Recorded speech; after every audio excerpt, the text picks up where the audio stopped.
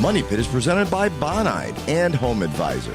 Now, here are Tom and Leslie. Coast to coast and floorboards to shingles, this is the Money Pit. I'm Tom Kreitler. And I'm Leslie Segretti. And what are you doing this beautiful spring weekend? If you're working on your house, you're in exactly the right place. Or even if you're thinking about a home improvement project, you're still in the right place. We would love to chat with you about what's going on in your Money Pit. If you are fixing up your inside, your outside, building a deck, building a patio, painting a room, improving your kitchen, your bathroom, you name it, give us a call because we're here to help you talk through those jobs, give you some tips and ideas to make them quicker, more effective. And if it's a repair, we'll tell you how to do it once, do it right, and not have to do it again. But you must help yourself first by posting that question to the community page at moneypit.com or by calling in right now to 1-888-MONEYPIT. Coming up on this episode, buying green. It's all the rage today, right? But did you ever wonder what makes a product truly green? I mean, there are actually a lot of factors and unfortunately just as many false claims of greenness. So we're going to help sort out those environmental details for you just ahead. And speaking of green, there's one kind of green that we all really want to avoid these days, and that's weeds. We're going to tell you the one thing to do right now that will help you get a weed-free lawn all summer long. And when it comes to spring cleaning, one thing that often gets ignored are the shades. That's because today's cellular or pleated shades are really delicate. So we're going to tell you how you can clean those without damaging them in just a bit. But first, we want to hear about your next home improvement adventure. Give us a call right now. Tell us what you're planning. 1-888-MONEYPIT, 888-666-3974. Karen in Pennsylvania is dealing with some mold in the basement. Tell us what's going on. My mom has a house that the basement is, we put it up for sale and nobody noticed this. And one person came in and tore wallpaper off the wall. And we noticed that it had mold from the floor to the ceiling, and even in the inner walls. So I had a gentleman come and look at it, and he said it would take $30,000 plus. And he would come in, remove all the interior walls, all the wood, the paneling, everything off the wall, down to the bare. He would have a chemical put on, clean it, and then it would never come back. And then the second guy came in, and he said he would rip everything out, as he said. He would coat it, clean it, and guarantee it that if it did come back, he'd fix it for $10,000. Yeah, I don't think you need either of these guys. You don't have enough information yet, and I don't think you're talking to the right people. I doubt either of them are professional road mold mitigators. It sounds to me like they're just trying to size you up for as much money as they can get from you. The first thing you want to do is test the mold and figure out what kind of mold it is. And that's done. There's a couple of easy ways to do that, but basically you take a sample and you send it out to a lab and they tell you what you got. And then you can kind of design a mitigation plan around that. I need to get a sense as to how much mold is there, but if it's just a little bit of mold behind the wallpaper, you may not need to pull all this out. You might be able to treat it right in place, but it doesn't sound right. Where the bathroom has an inner wall, and that is halfway down with mold. Okay. How much mold are we talking about here, square footage wise? Is it like a 4 by 4 foot by 4 foot space, or? We're going to say all the outer walls, because we since went around and pulled off some wallpaper here and moved some paneling. And we also, the first guy that came in for $30,000 brought in a light, and to me it looked like a black light. But he brought the light in, that was a special light, and it can tell what type mold it was and where the mold was. That is completely wrong. Do not call that guy back. It is completely wrong.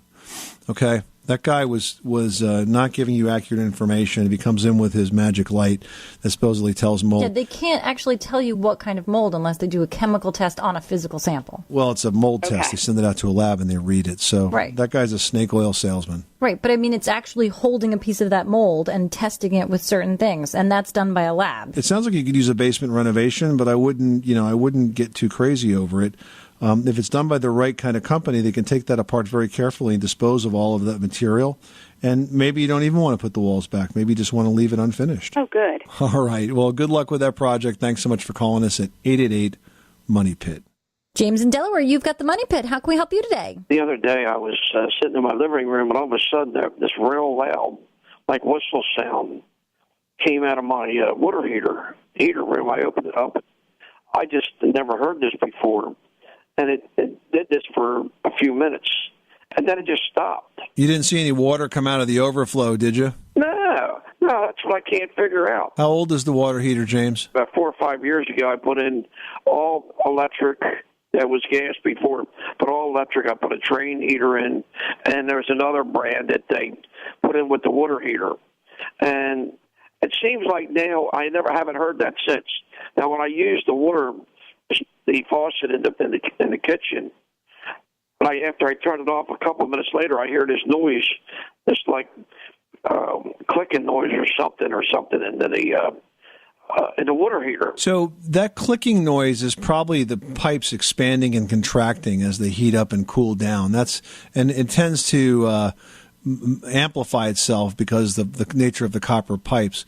But everything that you're telling me doesn't signal that I'm thinking you have any kind of problems. Just sometimes as the water expands and contracts, it will make some odd noises to it. Do I have to drain the heater at all? Or? Do you have hard water there? Oh, yeah. So if you have hard water, sometimes you get mineral deposits along the bottom of the water heater.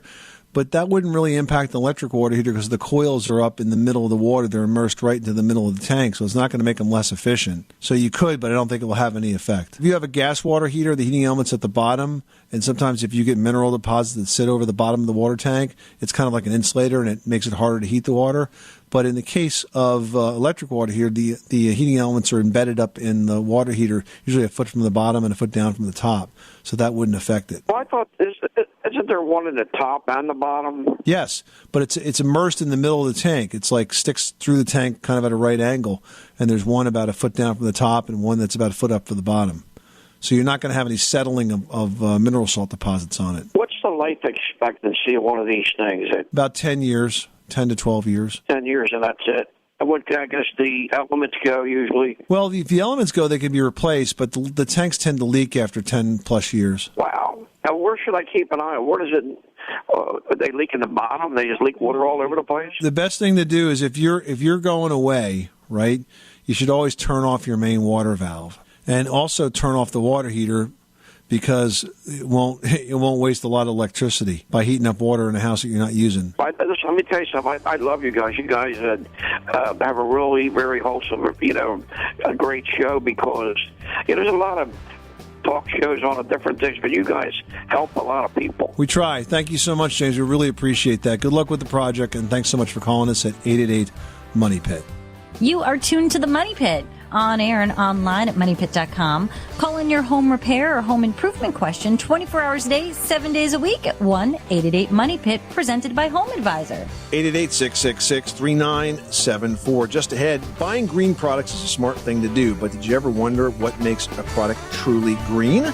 There's actually a lot of factors and just as many false claims of green. This will help you sort it out after this. You live in a money pit.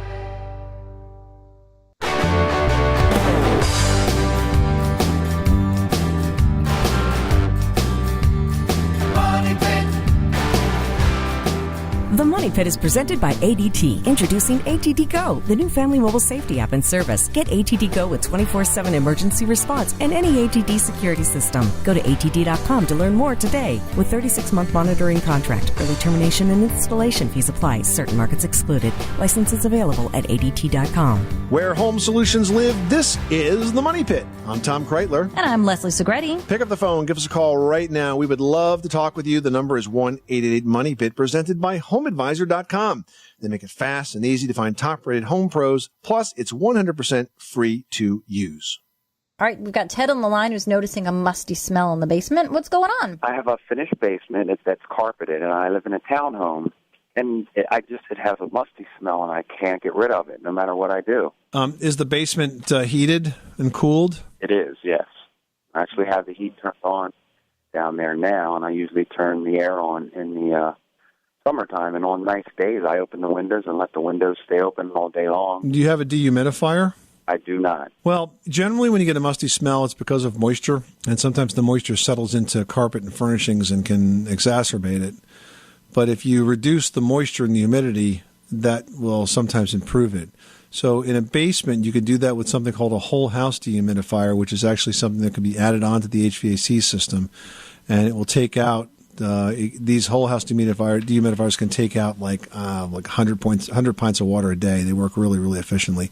And it's not the kind of thing where you have to dump it or anything like that. It just goes to a pump and gets pumped right outside. The other thing that you can do is to improve the drainage conditions outside your house, because believe it or not, if you extend gutters away from the house, and if you slope soil away from the house, there's a lot less water that collects at the foundation perimeter and ends up getting into your house and raising that humidity level. If you manage the moisture at the foundation perimeter and add a dehumidifier, you'll find that it goes a long way towards reducing that amount of humidity. And then finally, I would check the HVAC system to make sure you have a good quality return vent in the basement, because you don't just want supplies, you want returns too, so it pulls that moist air back into the system. And as it goes through the system and heats up or goes across the air conditioning coil and condenses, you'll be pulling more moisture out that way as well. Okay? Okay, great. I'll give it a shot. All right, Ted, thanks so much for calling us at 888-MONEY-PIT. Janet in South Carolina is working on a kitchen makeover. How can we help you? I have a kitchen. It's not a very large kitchen, but the walls have been painted numerous times and not the best paint jobs. So I've decided to possibly add some type of wood to kind of give it a rustic feel, because I really like that, on the entire, walls of the kitchen. And I was wondering, could you suggest to me something I could use? I've had people suggest beadboard, the wainscot type board. Could you suggest to me something to use on my walls to give it that rustic look? Let's talk about your style of rustic, because there's so many different ways to interpret that. And beadboard's, a great way to do a really classic, more country look, especially if you paint it like a white gloss. That just tends to be really clean. But if you're looking for more something more natural or like an agey piece of wood, there's ways to do that too. That's it. I want to go with a light, natural-looking wood, not too light, because my cabinets are the lighter color of wood. Well, what you can do is you can actually get, and this would have a nice finish to it, you can look at flooring, wood plank flooring, and you can get one that has sort of a white, rustic, beachy wash to it. And you can even go with a vinyl flooring, because that's going to be super easy to install. And you can install the planks directly to your wall. And you can do that with an adhesive. You can do that with a double-sided tape. There's so many different ways you can attach it to the wall depending on the weight of the product itself. And that, if you put that on with the planks running vertically or horizontally, that can give a different kind of rustic look in comparison to the beadboard. Now, it seems to me like you want to go floor to ceiling with this. Is this correct? That's right. I do. Now, I do have cabinets that do not go all the way up to the ceiling. Well, I think that's okay, because you're generally dealing with maybe a foot to 18 inches of space up there, and that's really not terrible. I mean, you can keep that as a painted surface and just, decorate up there with some very clean baskets or something just to give you a little bit of extra storage plus to mask that space a little bit. But I think the beadboard is an excellent idea, and that's a very easy do-it-yourself project. Using a wood flooring product, whether it's vinyl or actual wood. There's a company, Tom, is it Timber Chic? Yes, that's right. I think is the name, and they do actual pieces of reclaimed lumber, almost like a veneer, and that you can attach to the walls. But I've done it with that VCR, that vinyl tile that looks like a wood plank. I've done that for an HGTV show in a variety of different finishes, horizontally on the wall, and that gives a great rustic look. So it depends on what your interpretation of rustic is. Okay. Would you suggest to put it over the cabinets also, or you stated to possibly leave it just painted, or could I cover that also? I mean, you can if you feel confident. If you're using a wood flooring planking product, you're probably going to get 2 or 3 pieces in there without having to do any cuts. If you're doing a beadboard, that's something you're going to have to cut down to that exact height and put up there. It depends on how much of it you see from the floor and what you feel comfortable with. I think if you're going to do it full out, but if you're not confident in your abilities or it's too high or you don't really see it, then I think there's other ways to mask it with some decorative accessories. Okay, I understand. Okay, great. Well, thank you for your ideas. You're welcome, Janet. Thanks so much for calling us at 888-MONEY-PIT. Well, green home improvement, let's talk about that. The options seem to be multiplying by the day, but the problem is it's not always clear how much you're actually helping the planet and yourself with the choices you make. True. And just as the terms organic and healthy are finding their way into every corner of your supermarket, Building products and fixtures can easily be greenwashed with their true value really hidden behind big prices and those even bigger claims. Now, if you're planning to purchase a home improvement related product and want to ensure that it is environmentally friendly, there are a few things to look at beyond those advertising claims to determine if that product is actually green. So you want to start by considering the basics. Now, the raw materials that go into that product and where they come from.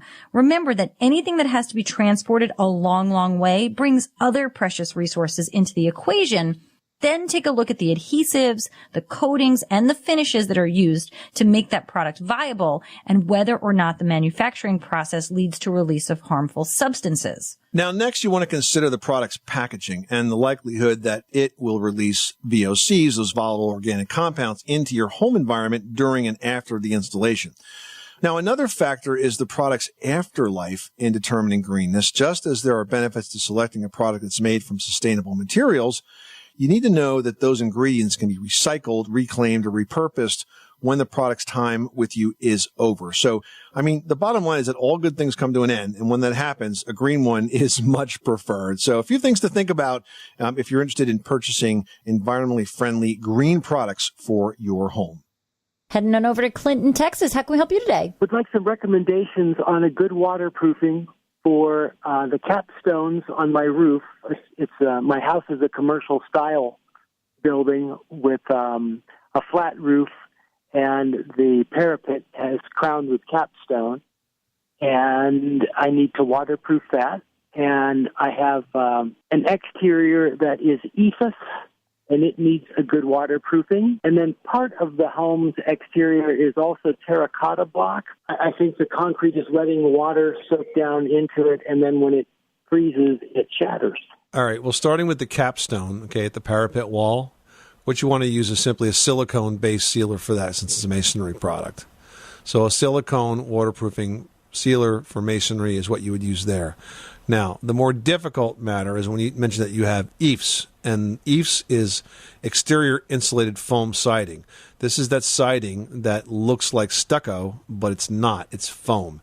Now, do you happen to live in a home that's masonry, or is it a wood structure? No, it is built all out of these huge concrete blocks that you would normally see in commercial. All right, good, because if you were living in a wood structure that had that same type of siding, I would say you had a serious problem on your hand because the stuff leaks like a sieve. I am not sure what the appropriate coating would be for EIFS over a masonry surface, but I know that there's not as much concern about leakage because even if it does get in, it typically gets into the joints. That it's going to strike the masonry underneath and not cause rot. The problem with that stuff is when you put it on a wood house, the moisture gets into the sheathing and studs, and it causes decay, which is serious trouble. So I can't help you about that. Now, what was the third part of your question about the cracks? I have some terracotta, some decorative terracotta in the walls around mostly the pool, and that terracotta has a concrete capstone also, but water is getting into some of the terracotta, and then when it freezes in the wintertime, breaks the terracotta apart. I wonder if there's ever been a sealer put on that, because if you put the wrong sealer on it, that very condition happens. If you put a sealer on that's not vapor permeable, which is a type of sealer, the water gets in, but it doesn't evaporate out. You're never going to completely 100% waterproof your terracotta block. But if you put the type of sealer on that's vapor permeable, then that allows moisture to evaporate out. So I think that's what you're going to need to do. All right. Okay, Clint? Well, I appreciate your time. Thank you. Thanks so much for calling the Money Pit. Just ahead, speaking of green, there's one kind of green that we all really want to avoid these days, and that is weeds. We're going to tell you the one thing that you should be doing right now that will keep your lawn weed-free all summer after this. 888 Money Pit.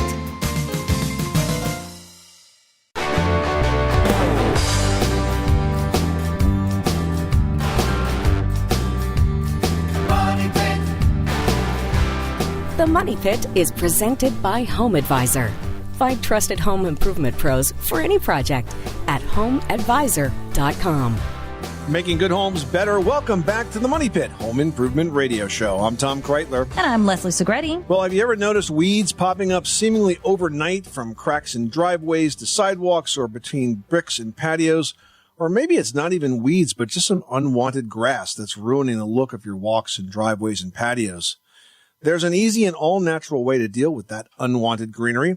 And no, we're not talking about pulling them out by hand. Bonaid's Burnout Weed and Grass Killer is an all-natural product that's safe for use around people and pets, and it quickly controls unwanted weeds and grasses. With us to talk about how it works is Jim Wood, an expert with Bonaid. Welcome, Jim. Thank you, Tom. Glad to be on your show again. This is one of those things that's pretty annoying to people. You know, they do everything to get their outdoor living spaces looking just right. And, you know, after a nice rainfall, you go out and all of a sudden you see some new greenery sprouting up between the cracks in the sidewalk or between the brick pavers. Why does that happen? Do the seeds blow around and get stuck in those seams and then just sort of take root? Well, that they do. They get exposed to the light from the sun, and then they'll germinate, and that's when the homeowner will see this new growth, you know, growing in between the spaces of their brick walkway, sidewalk, whatever the case might be. But yes, they can be also dropped by birds as well as they fly over. So there's a variety of ways that these seeds find themselves in those cracks and crevices, and the right conditions occur, Tom. And all of a sudden, you got yourself a new plant growing where you don't want it. You know, if you think about it, the masonry surfaces, the concrete and all that, that's pretty hydroscopic. It's going to hold water, and it'll keep them fed. So they pretty much got all the conditions that they need to grow there. It's just the wrong spot. So that's why you guys developed Burnout. It's a weed and grass killer. So with this product, can you target then just those weeds or those areas of grass that you don't want to grow and basically kill it down to the root? Yes, you can. It's an all-natural weed and grass killer that works very quickly. It works down to cool temperatures, such as 40 degrees, and it'll eliminate the weed very quickly. The warmer the weather, the faster it works. Okay. There's times when temperatures are in the 80s. You could apply it on your sidewalk in a few hours. The weed's dead. It works that quick. Now, once it's dead, is it actually dead through down to the root? Will it regerminate? Or if it does, it's not the original weed, it's something else that dropped in its place? Well, in most cases, the particular weed that they apply the product to will not come back. However, if it is a fairly well-established weed that they're trying to get rid of, they may need to make two applications. So the first application, Tom, would burn down the top foliage. And if they see new foliage coming, they might want to wait for that just to get a little bit bigger, maybe a couple inches tall, and then make another application. And that usually will knock that weed out. And they can also, if they use the concentrate, they can mix it a little bit stronger in their tank sprayer so they can, you know, take care of that weed in one or two applications. And that's a good trick of the trade. You can always alter the mix just a little bit, like you say. Yeah. Now, if it's a windy day, you have to be careful because you want this weed killer where you want it, but you don't want it to get over into the parts of the lawn where you don't want it, right? That's very true. I would highly recommend anytime you use a weed and grass killer such as Burnout, make sure you try and do it on a non-windy day. You know, I got a trick of the trade for that. I'll just give it to you and give me your professional opinion, see if it works.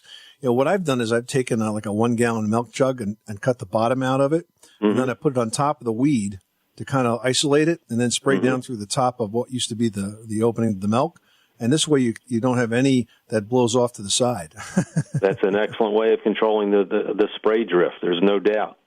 I would highly recommend that. If there are desirable plants around, that's an excellent way to do that, to minimize any chance of wind drift. Now, you mentioned that this is all natural, so is it a safe product for pets, for example? Yes, it is. It's safe for pets and also for people to enter the place where they've sprayed it once the liquid is dry. All right. The product's called Burnout Weed and Grass Killer. It's made by Bonaid. Jim Wood, thank you so much for stopping by the Money Pit. Thank you, Tom. Talk to you soon. You can learn more about Burnout on Bonaid's website, which is bonaid.com, BONIDE.com. Jim Wood from Bonaid, thanks so much for stopping by the Money Pit. Well, when it comes to spring cleaning, one thing that often gets ignored are the shades, because today's cellular or pleated shades, they're pretty delicate. We're going to have some tips on how to keep those shades clean without damaging them next. You live in a money pit.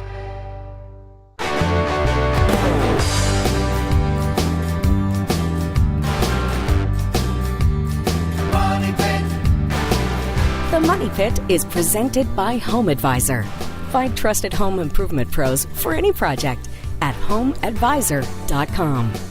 Making good homes better. This is The Money Pit. I'm Tom Kreitler. And I'm Leslie Segretti. Post your home improvement question to us at moneypit.com or call right now at 888-MONEYPIT, 888-666-3974. Presented by Home Advisor. They make it fast and easy to find top-rated home pros you can trust for any home project. Beverly in Missouri, you've got The Money Pit. What can we do for you today? Well, I have a house that's just been built a year and a half ago, but I have a covered patio, and my builder put cedar posts up there. The rest of my trim is all white. So I wanted to cover or paint the cedar, but he's telling me I can't do it because I'll rot them out. And that doesn't sound right to me, but I'm not sure. So what would you, in a perfect world, Beverly, what would you like to see in those cedar posts? Would you like them to be white and match the rest of the house? Yeah, all of my trim is white, and so I would rather them be white. They're a year and a half old now, so they're starting to turn the cedar look and get all dark. Right. Are they kind of decorative? No. Okay. So here's what I would do. The first thing, I'm going to recommend a staining process. So the first thing you're going to do is prime them with an oil-based primer or a solvent-based primer. And then you're going to stain them, and I would use a solid color stain. And a solid color stain is not going to look like paint, so it won't tend to peel. It'll fade over time, but it'll soak in really nicely, and you can get a white stain, a solid white stain, and it'll look quite attractive. Painting wood does not cause it to rot. It prevents it from rotting. It just requires a lot of repainting. Yeah. I mean, he said if I covered it or painted them, that it causes the moisture to hold to the base, and then they rot. I would disagree with that. I think if you stain them, you'll find that they're quite attractive and that the moisture will work in and out just fine. Good. Thank you so much. Well, when it comes to spring cleaning, one thing that often gets ignored are the shades. And that's because today's cellular or pleated shades are really delicate. But there is a way to clean them without causing any damage. Yeah, first of all, a good dusting with a vacuum cleaner is usually all those pleated or cellular shades need. Now, it's easier to remove the shades and lay them fully extended on a clean bed sheet spread out on the floor or on a table. Now, if you do leave them up, use your vacuum's extension wand. Either way, lower that vacuum suction if possible. Most vacuums have a port on the extension that can be opened up, and that's going to reduce the suction at the end of the brush. You want to be super careful with these shades. I'm so glad you just explained that, because I've seen those ports on vacuums before, and I'm like, why would you ever want to have like less suction with your vacuum? Now I know what it's for. It's for shades. Well, and there's other things too, like delicate fabrics. If you're doing an upholstered piece, sometimes you just have to be careful with the vacuum. Now, for the pleated shades, you want to use that soft dusting brush and go side to side along the honeycomb channels. For Roman shades with the soft folds, you want to pop on the upholstery tool and clean from the top to the bottom, then flip the shade over and repeat. Don't ignore the fabric stuff in the house, guys. And for blinds, to keep them working smoothly, you want to just vacuum away the dust that's inside that open top head rail, because that's where all the operation happens. That's where the gears are. And then just spot clean stains by dabbing the smudges with a cloth, maybe dipped in some mild soapy water, and rinse them and then blot them. And there you go. You've got all of your window coverings clean and fresh for the spring season. Mark in Illinois is on the line with a foundation question. What's going on at your money pit? I have a 10-year-old house that, as with a lot of houses, the ground around the foundation is settling, and I need to put some fill in to keep the rain from, or to drain the rain away from the house. Okay. And I was wondering if there's a particular type of mixture of soil to use to do that. Yeah, it's called clean fill dirt. Basically, it's not rich like topsoil with a lot of organic material in it. It's very compactable.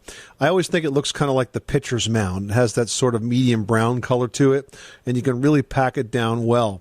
So what you want to do is to sort of rake back some of the topsoil that's there, add the clean fill dirt, establish slope with that.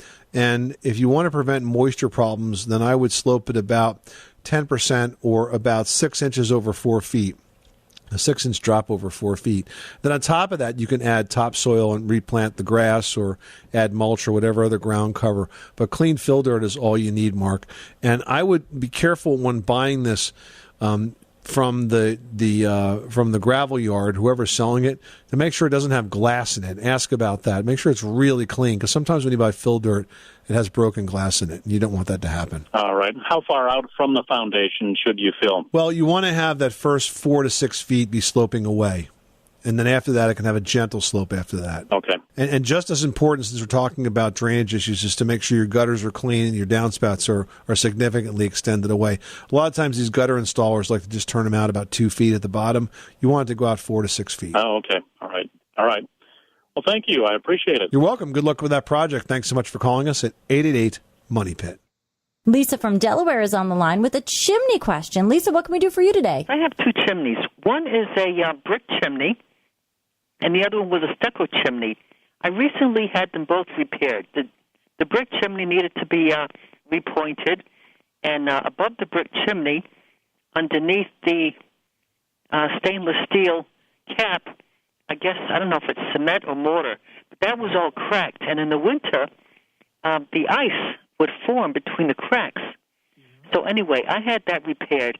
The other chimney that was stucco had a hairline crack in it, and they suggested restuccoing the chimney and stippling it, which is like a popcorn ceiling type of an effect. Right. Mm-hmm. So all that was done. Now they told me wait about 6 months, and then I should have it sealed to protect it.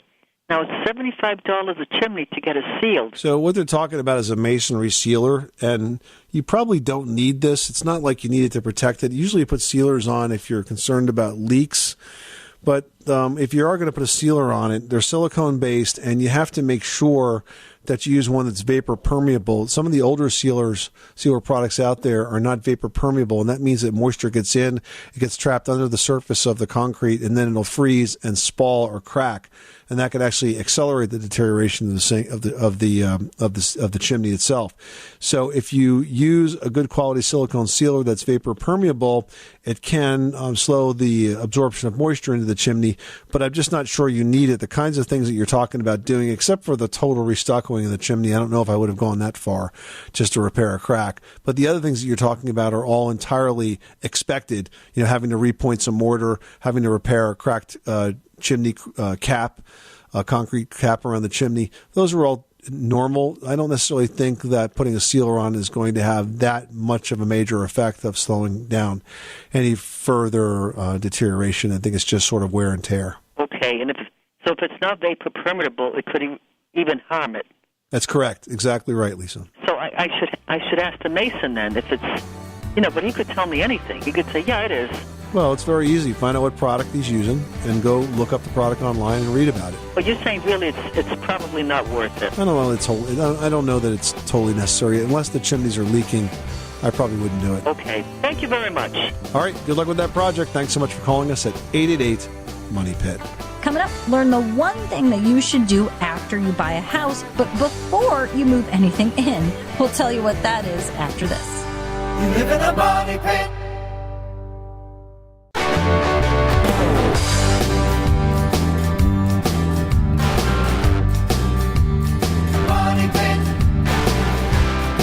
The Money Pit is presented by Bonide. Got lawn weeds? Get Bonide's Weed Beater Ultra, the ultimate in lawn weed control. Kills over 200 lawn weeds down to the roots. Bonide products are family made in America and available at a retailer near you or visit Bonide.com.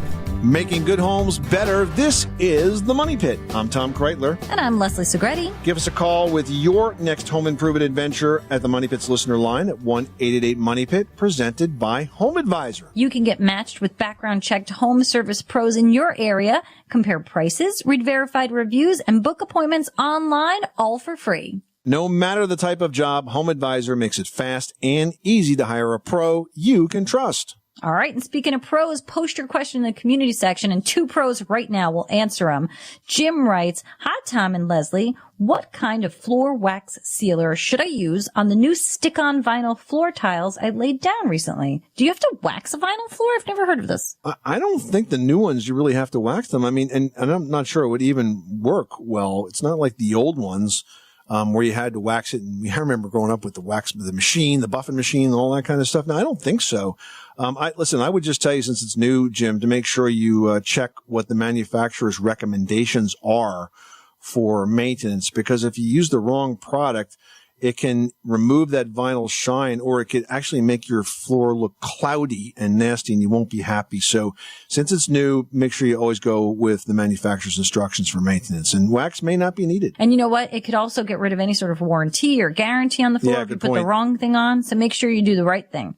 All right. Lori writes, "What's the best DIY way to remove an iron railing from cement and reinstall it?" Well, you got 2 options, but neither's real DIY friendly. They both require some skills and experience to accomplish. I mean, the best way to remove and replace that railing is to do so in a way that was initially installed.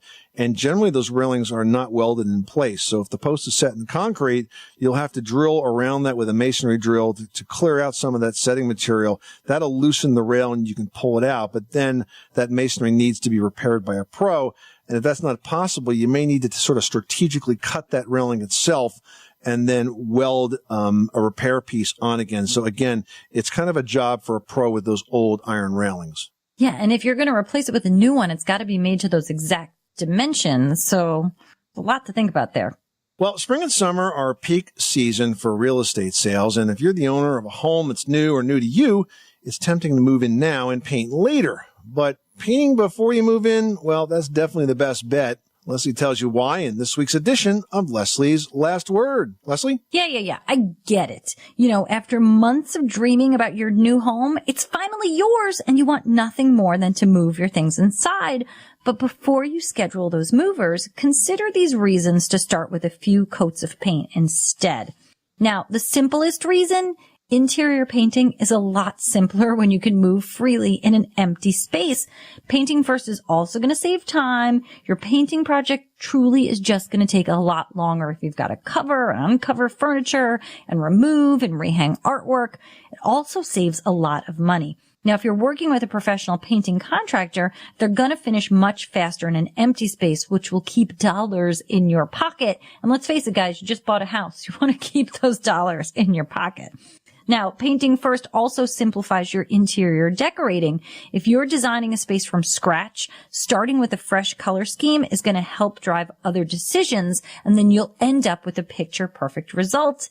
And finally, it just feels good. You know, there's nothing like a new coat of paint to make a home seem cleaner, fresher, more welcoming, and most importantly, more yours. Use a top quality 100% acrylic latex paint, and you will get a stain-resistant finish that'll look new for years to come. And if you've got the budget while you're at it when nothing's in there, refinish the floors if they need it. Just saying. Yeah, another tip. Absolutely. Smart to do it now. Well, coming up next time on The Money Pit, we've all heard the horror stories of deck collapses, but a good deck checkup is going to tell you if you got anything to worry about. We'll have those tips on the very next edition of The Money Pit. I'm Tom Kreitler. And I'm Leslie Segretti. Remember, you can do it yourself, but you don't have to do it alone. You live in a money pit.